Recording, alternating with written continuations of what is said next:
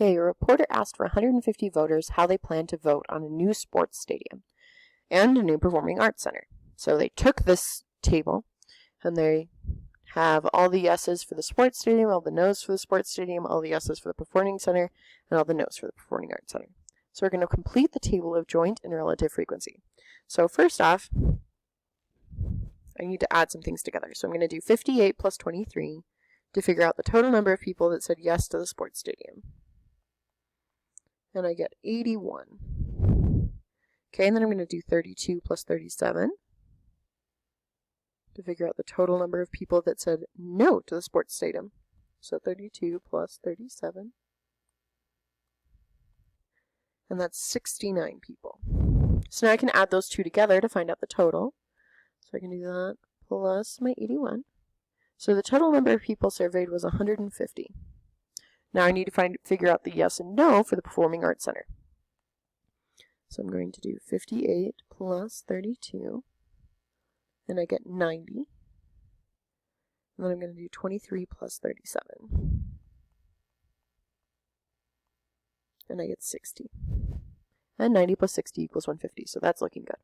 So now I need to find these relative frequencies.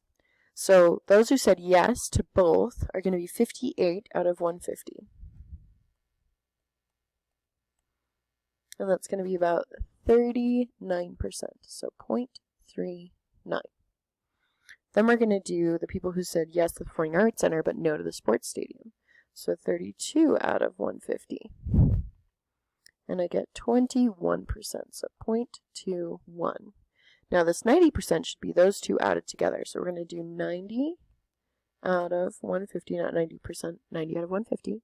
And I get 0.6, or 60%. So 39 plus 21 is in fact 0.6, so I know I'm on the right track. So then we should do 23 out of 150 for those who said no to this Performing Arts Center, but yes to the sports stadium. And that's 15%, so 0.15. And then we're going to do 37 out of 150. And we get 0.25. So if we add those together, we should get the 60 out of 150, which is 40%. And if I add those together, I do in fact get 40%. So I can find these totals for down here by adding those together, or I can do 81 divided by 150. And I get 0.54. And then I can do 69 divided by 150.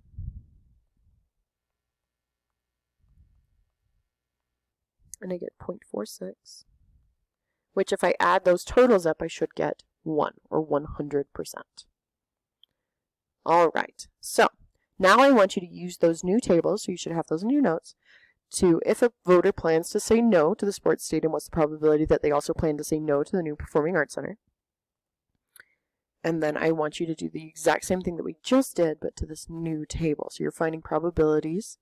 Notice that this probability will be fairly easy to find because you already have percentages.